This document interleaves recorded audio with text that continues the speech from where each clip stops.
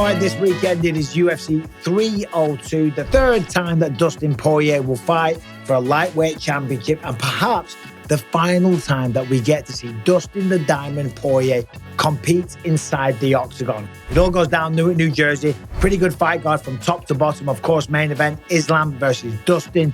That's an incredible matchup. It is the return of Sean Strickland, the first time since he lost his title fight, and he's taking on former middleweight title challenger Paulo Secret Juice Costa in the co-main event. That is a phenomenal matchup, and there's some other great fights on the card as well. So we're going to go through them. Kevin Holland versus Michal Oleksiejczuk, a very exciting fighter from Poland, and a very hard name to say, Michal Oleksiejczuk. Nailed it. So I'm going to give you predictions. I'm going to tell you who's going to win and why. Let's get started. Islam Makhachev versus Dustin Poirier.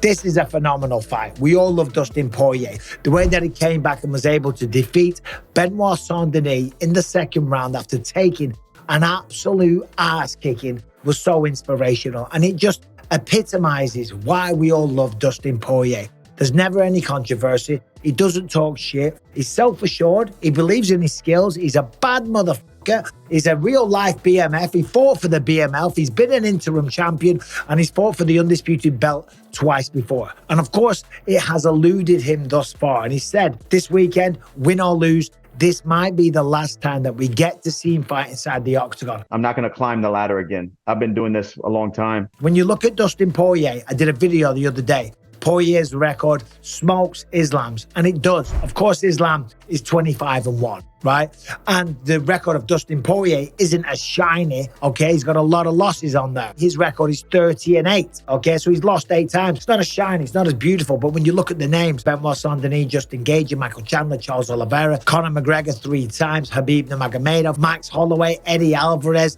Anthony Pettis, the list goes on and on and on. But it doesn't matter. This sport is about what have you done for me lately. And of course, he did beat Benoit Saint-Denis. Before that, he was knocked out viciously by Justin Gaethje via brutal head kick. And it was the same head kick that knocked out Alexander Volkanovski when Islam Makhachev was throwing it. But I don't think that's going to come into it. Listen, who wins this fight? I don't think it's going to be the send-off that Dustin Poirier is looking for. Benoit Saint-Denis went out there, was able to dominate Dustin Poirier early, okay? He mixed up the wrestling. He used the tie clinch perfectly, was punishing Dustin with knees. He was taking him down. Dustin was jumping for the gilly. Even between the rounds, his corner was saying to him, no more jumping for the gillies. He's like, I think I can get it. No more guillotines. No more guillotines. I can get it. You crazy. That's how cool he is in those moments. After taking an ass whooping, he's still got a sense of humor. He's still cool, calm, and collected. He's still thinking, okay? Cognitively, very much still there. That's how he was able to get the knockout. But more importantly, the reason why the knockout came was because the way that Benoit Saint-Denis was going for the takedowns, he was using all horsepower. It wasn't finesse. It wasn't skillful takedowns. It was horsepower. It was brute strength. He was forcing it. Sometimes he didn't even have to do that because Dustin was jumping for the guillotine, as I said. I will take him down. He will try to give him guillotine, and I will take his back and choke him. But all that horsepower that he was using, revving the engine, redlining, just trying to finish Dustin Poirier nice and early, not pacing himself, the man gassed. Now, of course, it was a beautiful series of punches that Dustin landed, and that right hook that he dropped him with, absolutely phenomenal. And let's remember, the one loss on Islam's record comes from a right hook against Adriano Martins. Early in the fight, about 1 minute 16, something like that, regardless. Little short right hook, sat him down, and that was the end of the fight. But that was a long time ago. Since then, Islam has improved leaps and bounds in every facet of mixed martial arts. And he's not going to force the takedowns like Benoit Saint-Denis. He's going to time them perfectly. He's not going to use all of his energy to get him down. And even if he does, once he gets him down, he's going to hold him down. It is not going to be easy for Dustin Poirier to get back to his feet, okay? Simple as that. Charles Oliveira couldn't do it. He was submitted.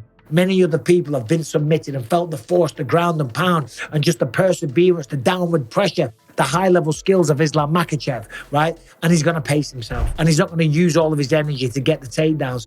On the feet, that is Dustin's best chance. He's got to stay off the fence. He's got to dance around the octagon. He's got to use that jab. He's got to sprawl and brawl. He's got to do whatever he can to avoid a clinch situation. And on the feet, I give him the edge. Of course I do.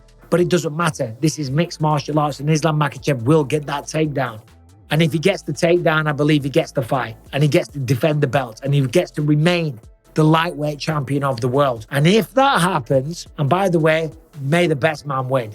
But if I'm right and that happens, I believe Dustin Poirier will hang up his gloves Saturday night, and it will be the last time that he ever competes inside the octagon. If that happens, Dustin Poirier, be proud of yourself. You represented yourself, your family, your team, the sport of mixed martial arts to the absolute fullest. You did it with grace. You did it with class. You did it with the style of a bad motherfucker. You showed up each and every single time. But just because of that, I don't think that wins him the fight against Islam. Islam is just incredible. He's the pound for pound #1 on the planet. And I believe Saturday night, he's still going to be the champ. Right, this video is sponsored by Premier Fight Picks, which is owned and operated by Bardia Helmi. He is a top combat sports bettor and analyst with an all-time 70% strike rate, publicly tracked over 5 years now. If you like to bet on fights and you're looking for help picking winners, then you've got to visit PremierFightPicks.com. With UFC 302 coming up this weekend and 4 more cards scheduled in the next month, topped off by a highly anticipated 303 McGregor versus Chandler, now is the perfect time to sign up. Bardia is offering weekly, monthly, and yearly subscriptions to get you in on the best MMA bets, quick picks, and analysis. There are currently a few bets posted for UFC 302, including a parlay and a play on the title fight headliner between Islam Makhachev and Dustin Poirier. In addition, there is already a future max bet posted on the main event of the upcoming fight night, Cannonier versus Imavov. Sign up now to get all of this content and more. Lastly, follow Bardia on Instagram at Premier Fight Picks and on X at PFP Handicapping for access to free bets, analysis, and fight breakdowns. Moving on, Sean Strickland returns.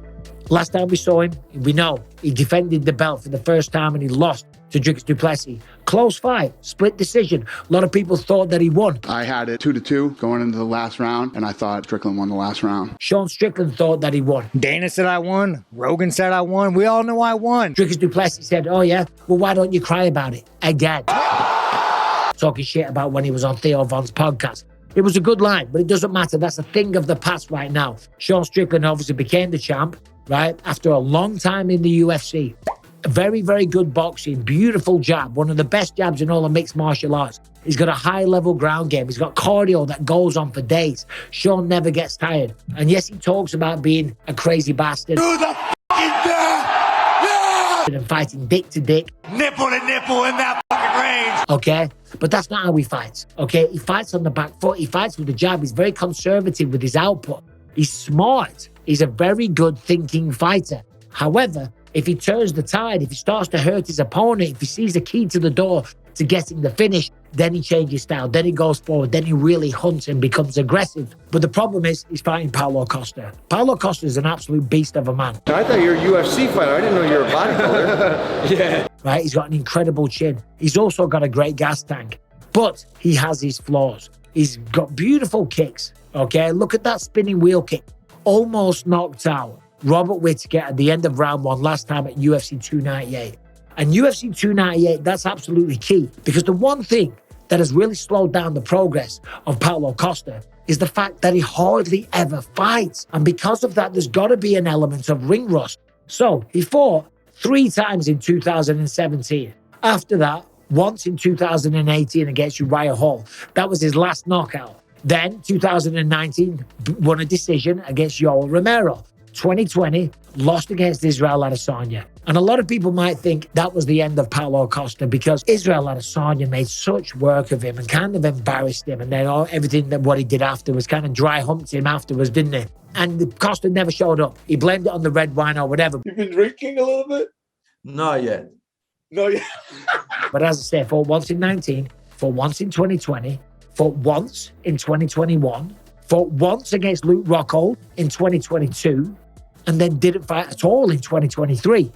Now he came back, Robert Whittaker, February this year. Didn't get the job done, had a good fight, but it was a clear decision for Robert Whittaker. But he's kind of back. I'll be back. Okay, he's back in a regular camp. The mind's right. I was talking to his coach, and his coach said, listen, his mind is finally right. So maybe he was shaking off a bit of ring rust. But the fact is, Sean Strickland's got a hell of a chin. I don't think Paulo Costa knocks him out. I don't think Paulo Costa is able to take him down.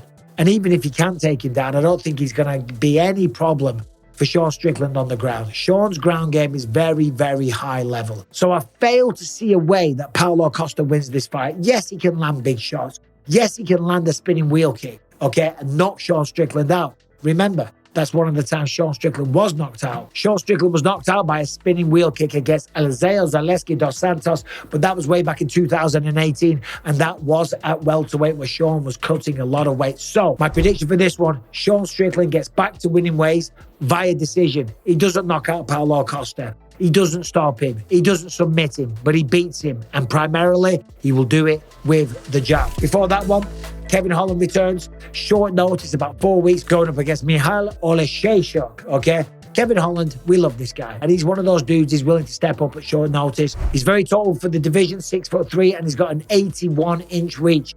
And the man knows how to use it. Listen, last time we saw him was against Michael Venom Page. It was a frustrating performance. Michael Venom Page did his signature thing and made it really hard for Kevin Holland to even get going. And as he got more frustrated, he started swinging and all the rest of it. So that made him look bad. But Kevin Holland's better than that. By the way, he's never been knocked out. If you look at his record, it says 1 loss via knockout. He's never been knocked out. That was a TKO against Stephen Wonderboy Thompson. A very, very fun fight that I called, but it wasn't a TKO. He broke his hand, and at the end of round 4, the corner said, listen, let's call this a day. So the man's got a chin. Michal Oleksiejczuk is up and down. He wins some, he loses some, but he always brings it. He's a kill or be killed type of fighter. He really is. He goes forward, he gets on the inside, he rips to the body, beautiful boxing combinations, does mix in takedowns here and there, but he's inconsistent. And last time out against Michel Pereira, he got finished in the first round. But Kevin Holland is coming back. He's looking for redemption. He wants to show the world how good he is. He wants to refine that form that he had in 2020 at middleweight when he went on a 5-fight unbeaten win streak, and he capped off 2020 by knocking out Ronaldo Jacare Souza from his back, taken down and whacked him in the face, got on top and finished him again. Look at this for a schedule. In 2020 at middleweight, knocked out Anthony Fluffy Hernandez, knocked out Joaquin Buckley, had a split decision over Darren Stewart, knocked out Charlie Ontiveros, and knocked out Ronaldo Jacare Souza. That was at middleweight. I do believe for him going down to 170, it's a really tough cut for him. And I think at 185, he's going to do just fine, and he gets the job done via submission. Heavyweight bout before that, Jailton Almeida returning after his first loss against Curtis Blades, where he went for the takedowns all the time. He always goes for the takedowns, but that time he got caught by elbows. I don't think that's going to matter. Alexander Romanov is a big, strong, aggressive, tough guy, but he's the better man. Jailton Almeida will use the wrestling to great effect, and he will win by decision. And opening up the card, we got a fun fight. Eliseo Zaleski dos Santos, the man that knocked out Sean Strickland. He's opening up the main card. He's got a great style. He's got great capoeira, and he's going up against Rude Boy Randy Brown. Rude Boy Randy Brown, I love watching this guy fight. Zaleski dos Santos, he's amazing. He's been around for a long time, but I do believe his best years are behind him. Randy Brown is on the rise. He's doing fantastic things. I think he's got slicker boxing. I think he's got slicker kickboxing. Rude Boy Randy Brown, 6 out of his last 7, with that one loss coming to Jack Della Maddalena. So no shame at all there. So there's the main card predictions. I do believe Islam gets the job done. I do believe that Dustin Poirier, regardless of what happens, should be immensely proud of himself. Sean Strickland gets back to winning ways. Kevin Holland, he does the same. Jailton Almeida once again out wrestles Alexander Romanov. A rude boy, Randy Brown, he gets the job done. There it is. There's the predictions. I might do a live stream on Saturday, so keep an eye out for that one. Thank you for watching. Subscribe, ring the bell, and let me know what you think about my predictions down there in the comment section.